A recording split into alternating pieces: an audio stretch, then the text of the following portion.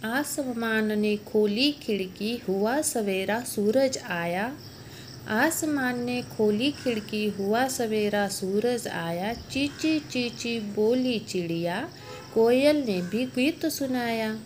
चींची चींची बोली चिड़िया, कोयल ने भी गीत सुनाया। तर नमस्कार फ्रेंड्स, वेलकम आहे तुमचं माझ्या एका नवीन ब्लॉगमध्ये। आणि सुरुवात करूया आता आपण आपल्या व्हिडिओला। तर आज मी सकाळीच व्हिडिओ शूट केला होता हा, आणि दुपारी लगेच अपलोड करते। तर हे माझं मनी प्लांटचं झाड बघा, इतकं भारी वाढलं आहे। तर माझ्याकडे एक हँगिंग प्लांट कमी पडत होतं, तर मग मी तेच मनी प्लांटचे वेल आहेत ते वर हुकला अडकवून मी खाली आणलेले आहे, आणि अशा प्रकारे ती स्पेस मी कव्हर करून घेतली आहे। तर मी इथं आज आषाढी एकादशी निमित्त मी इथं भगर आणि साबुदाण्याचे मी पराठे बनवते। तर ही एक वाटी मी भगर घेतलेली आहे, आणि तीच एक पाव वाटी मी साबुदाणे घेतलेले आहेत। तर तुम्ही भगर आणि साबुदाणे अशा प्रकारे एकाच वाटीने मोजू शकता। तर बघा, इथं मी एक वाटी बरोबर भगर घेतलेली आहे, आणि ह्याच वाटीचं प्रमाण घेऊन पाव वाटी मी हे साबुदाणे घेतलेले आहेत।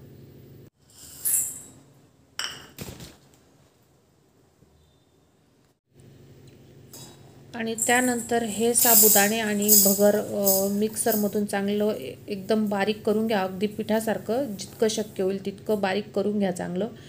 हे मी काल रात्रीच करून ठेवलेलं होतं, तुम्ही 8 दिवस आधीही करू शकता। एकदम छान बारीक कसं झालेलं आहे। त्याच वाटीने हे प्रीमिक्स तयार केलेलं मी पीठ 1 वाटी घेतलेलं आहे। त्यानंतर हे तयार झालेलं 1 वाटी प्रीमिक्स, आणि त्याच वाटीने अर्धी वाटी दही। तर असं मी मातीच्या भांड्यात दही लावली होती, इतकी छान दही लागली होती, एकदम अगदी घट्ट मलईसारखी झाली होती, अगदी निघतसुद्धा नव्हती, तुम्ही इथं बघू शकताय। आणि ही अर्धी वाटी दही घेतलेली होती मी। त्यानंतर यामध्ये थोडंसं एक बटाटा, कच्चा बटाटा साल काढून घेतलेला, मीडियम साईजचा एक बटाटा घेतलेला आहे। अशा प्रकारे मी ह्या प्रीमिक्स दही आणि हा बटाटा असं चांगलं मिक्सरमध्ये मिक्स करून मी त्यामध्ये थोडंसं मीठ टाकलेलं आहे, आणि एक चांगलं असं सगळं एकजीव झाल्यानंतर तुम्ही याला अर्धा तास तरी म्हणजे सेट होऊ द्या। त्यानंतर तोपर्यंत आपण चटणी करून घेऊ। मी त्याच्यासाठी ओलं खोबरं घेतलं आहे, आणि त्यात थोडेसे भाजलेले शेंगदाणे टाकलेले आहेत, आणि हिरवी मिरची देखील टाकलेली आहे। तर तोपर्यंत तुम्ही जर कोथिंबीर खात असाल तर तुम्ही त्यात कोथिंबीर टाकू शकता। आम्ही खात नाही म्हणून मी काही कोथिंबीर टाकली नाही आहे। तर एवढं मिक्स केलं की तुमची चटणी देखील इथं तयार झालेली आहे। तोपर्यंत तुमचं बॅटर देखील तुमचं रेडी झालेलं आहे, आणि आता आपण याचे पराठे लावून घेऊया।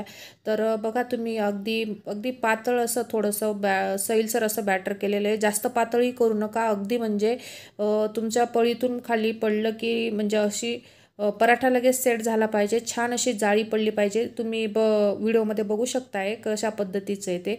तर अशा पद्धतीने तुम्ही फक्त एक पळी टाका तव्यावर, ते आपोआप स्प्रेड होईल, आणि त्यानंतर वरून तूप टाकून तुम्ही अशा पद्धतीने पराठे तुम्ही तयार करू शकताय। आणि अशा पद्धतीने माझे हे सगळे उपवासाचे पराठे तयार करून झालेले आहेत। तर आज आषाढी एकादशी आहे, आषाढी एकादशी निमित्त तुम्हाला सगळ्यांना आणि तुमच्या परिवाराला आमच्या परिवाराकडून हार्दिक शुभेच्छा। तर आजचा दिवस तुमचा असाच चांगला जावो, मजेत जावो। आणि इथं माझे सगळेच पराठे करून झालेले आहेत, आणि तुम्हाला माझा आजचा व्लॉग आवडला असेल तर लाईक करा, शेअर करा, कमेंट्स करा, आणि चॅनलला सबस्क्राईब करून घ्या। तोपर्यंत आपण भेटूया पुढच्या व्लॉगमध्ये। मी 1 दिवसानंतर व्लॉग टाकत असते दुपारी 3 वाजता। चला पुढच्या व्हिडिओमध्ये भेटूया, तोपर्यंत बाय बाय।